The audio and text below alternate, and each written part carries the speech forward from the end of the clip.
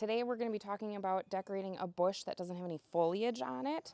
One of the biggest concerns with a bush like this is how do you keep the lights on there looking nice and even for the season without having them slip or fall off of this bush under snow load or high winds that we can experience in the winter. So this is a burning bush here in Wisconsin, but these techniques can be applied to many different bushes across the nation.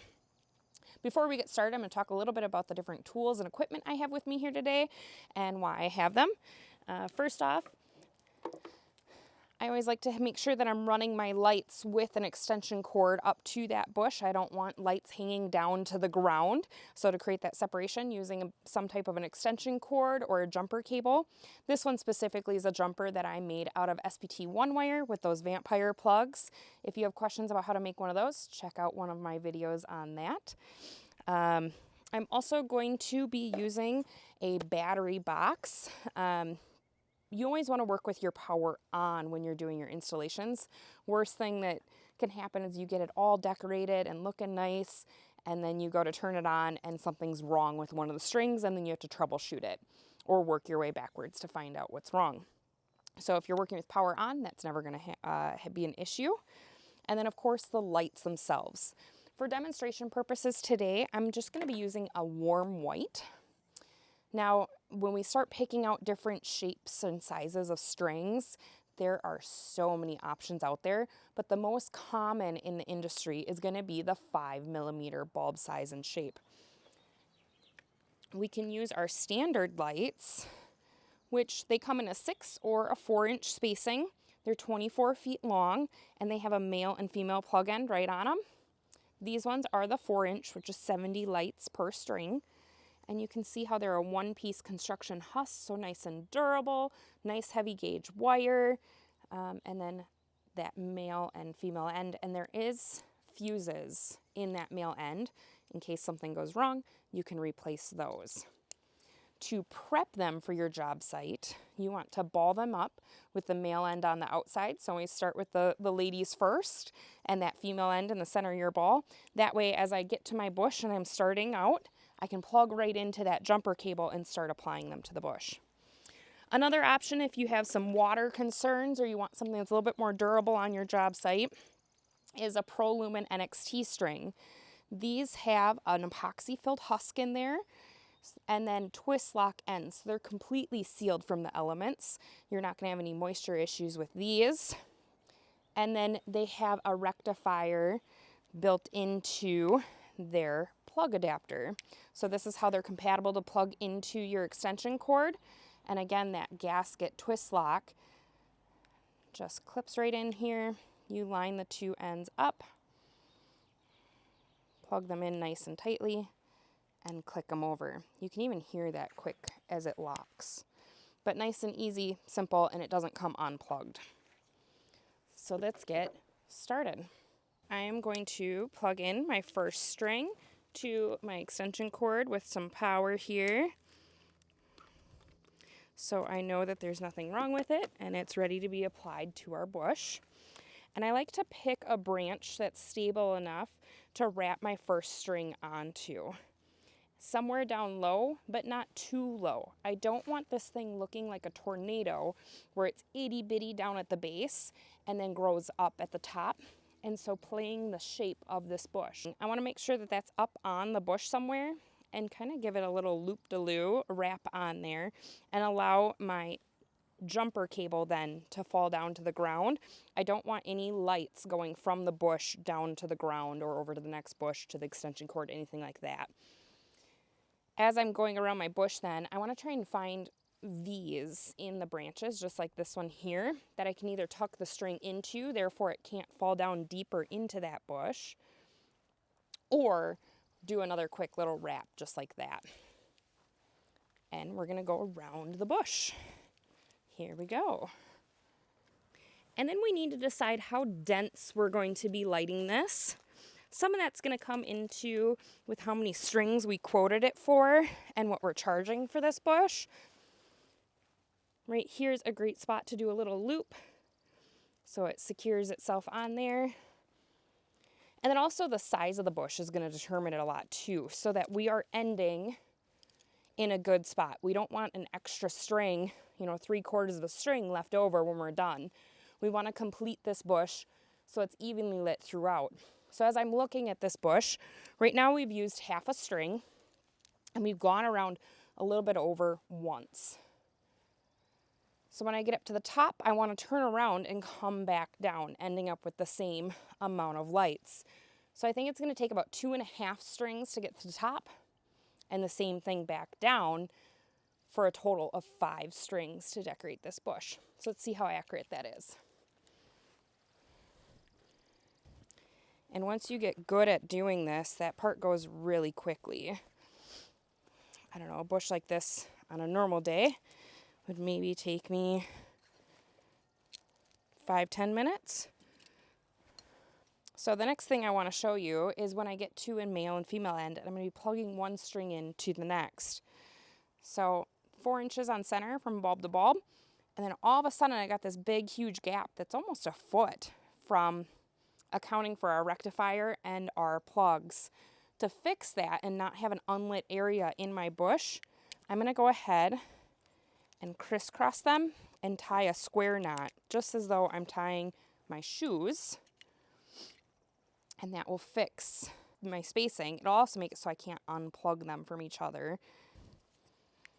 Let's do a close-up of that as well. My ends, crisscross them.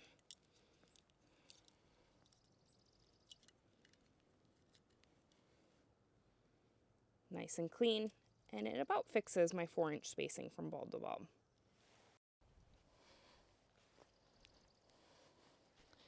Continuing to go up this bush, utilizing those Y's or V's, whatever you want to call them.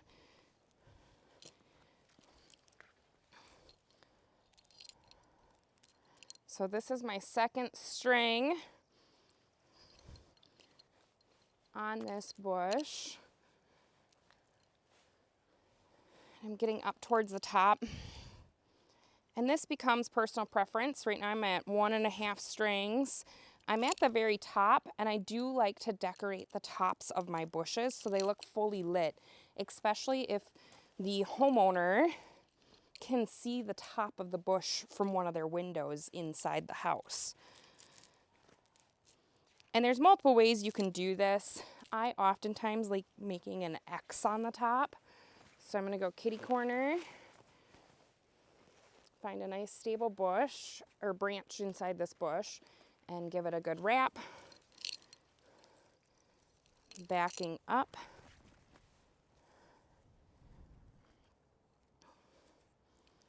Give it a good wrap. Crisscrossing back over to a stable branch, just like that. And moving on to our next strand here, doing a nice little square knot.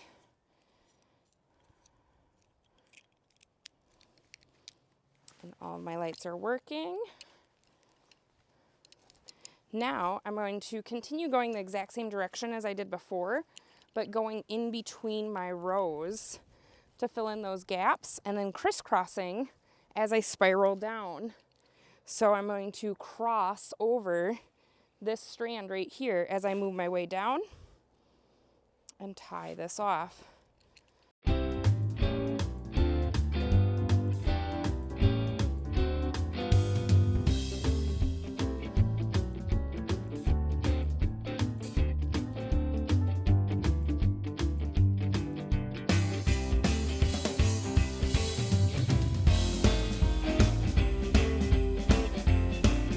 So let's take a peek of what this looks like then.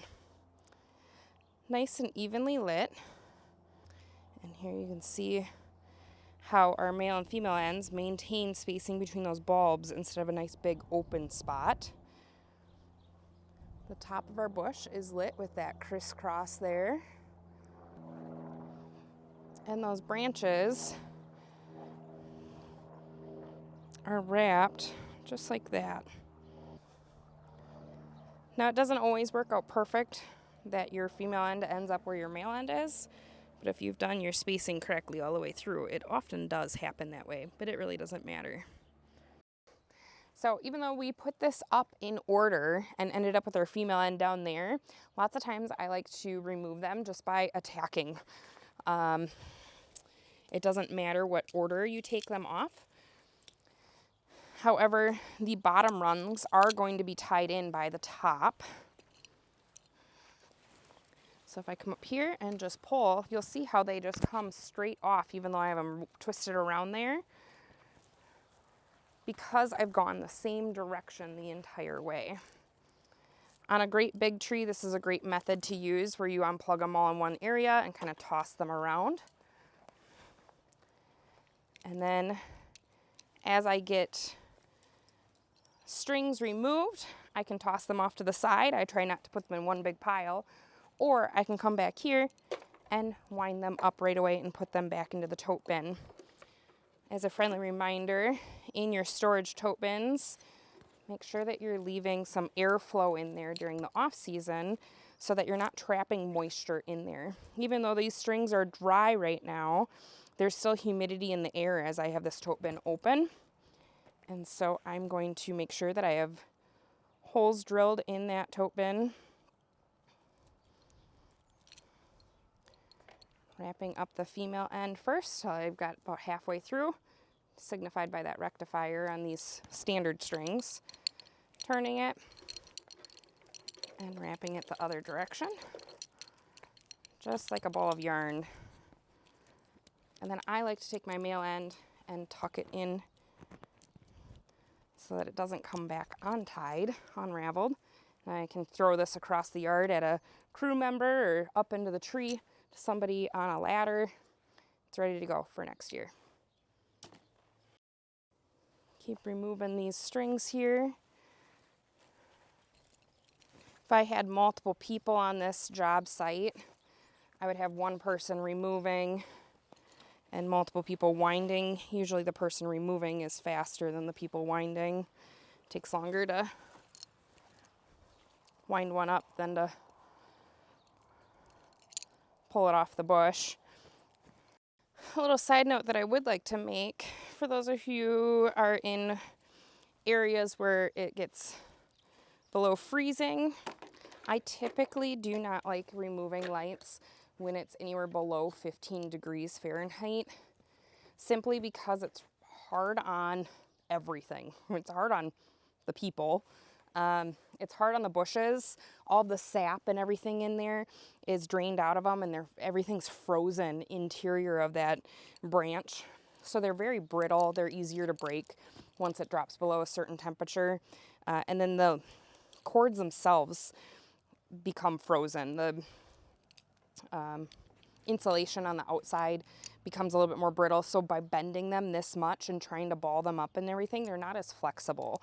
So it is harder to do once it gets below that 15 degree mark. I've absolutely installed lights in like -5 degree weather, and you do what you got to do for installation. But for removal season, it's usually a little bit more flexible as far as the schedule goes, and removals go so much quicker than installations that I'm a little bit pickier in the type of weather that I'll be out here to work in. Obviously, it's a nice spring day here today, and so everything is nice and warm, and these wires are very flexible. The bush is flexible, so that makes life easier. I do get asked sometimes, what about doing a bush like this where it doesn't have very much meat to it? Can it support a full string? And absolutely it can. There are times where I'm like, it's just too flimsy, but this bush has some nice sturdy branches to it, but I don't necessarily want to spiral it, because if I do, it might take 2 strings and then it's just going to look too dense. It's going to be way too bright compared to everything else that I'm doing on the property. So let's light this one up using what I call the random pattern. Always make sure to respect the properties that you're on, that you're not kicking rocks all over the place and you're leaving it as good, if not better, than what you found it. You'll definitely keep your clients a lot happier. So I'm going to start out here where I've got this little V in the bush to help hold that up so that my lights aren't getting too low anywhere.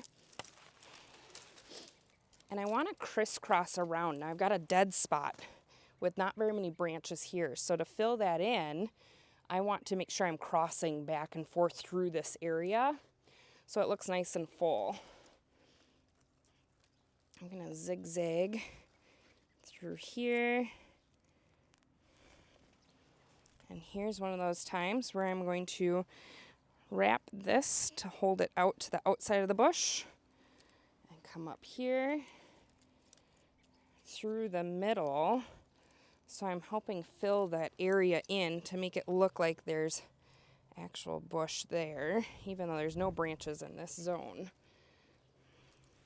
Starting to fill that in. And one more time across the top there, maybe to over here, so I'm filling in this part. Now I have lights where there are no branches. But when I look at this, I have a dead zone where I haven't lit anything over there. So make sure that's hooked on there. Start filling that area in.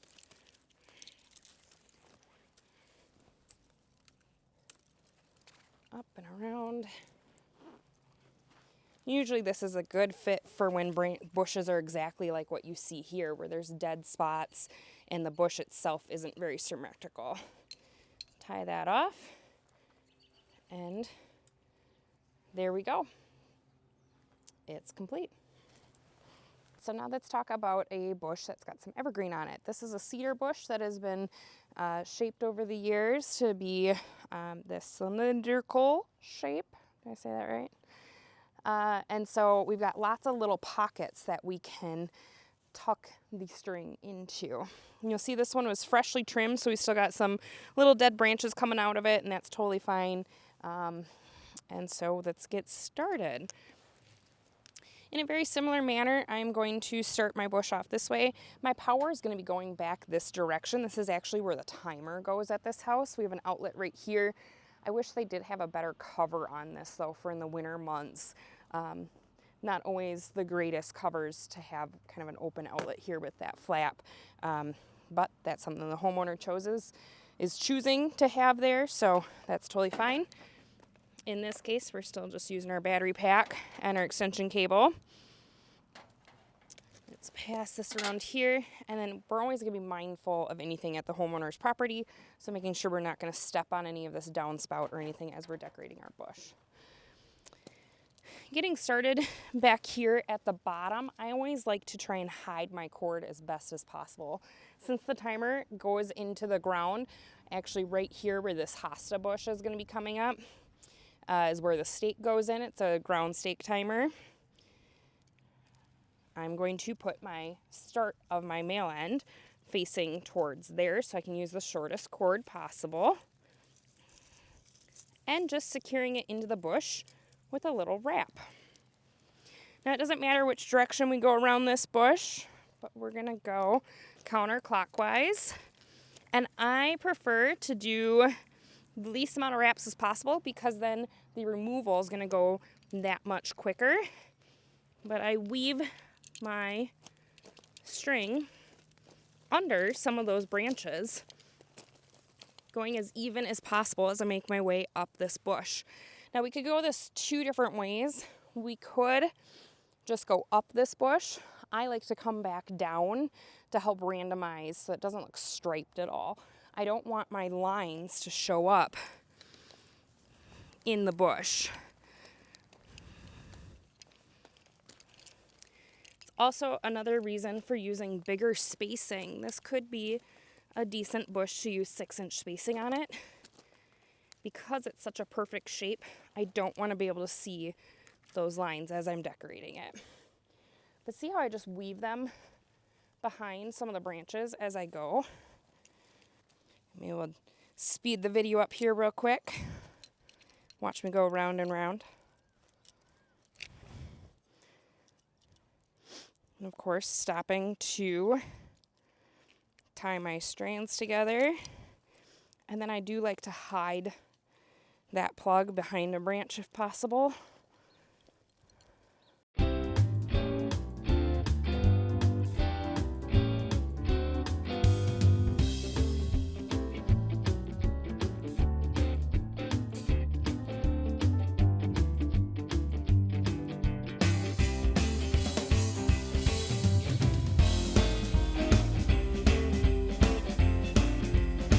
sure to do a little bit of fluffing at the end, hide those cords, and by tucking them under, secures it that much more for the winter and the snow load. This bush doesn't hold a whole lot of snow anyway because it's so well shaped and maintained with its trimming. I think the homeowner here trims it multiple times a year. And that's not always the case that you're going to have at a property. If I remember correctly, the homeowner said this bush is around 20 years old. So pretty impressive that they've been able to keep it this small size for that long, because oftentimes these cedar bushes do get quite overgrown and are planted in areas that they get too big for. So let's take a look at this up close.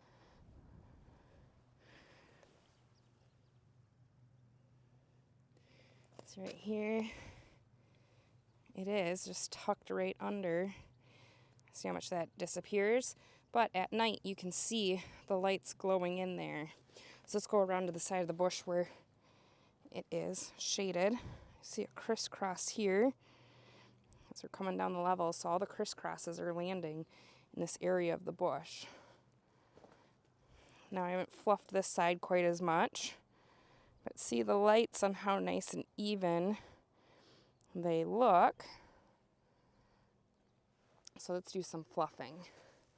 As long as we're over there, see how that branch now hides that wire, hides that wire. Just make your way down, hiding the wires.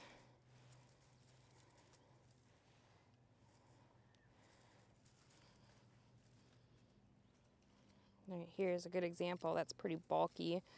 And if this was by somebody's door, I'd for sure want to tuck that behind, just like that. And let's take it back off.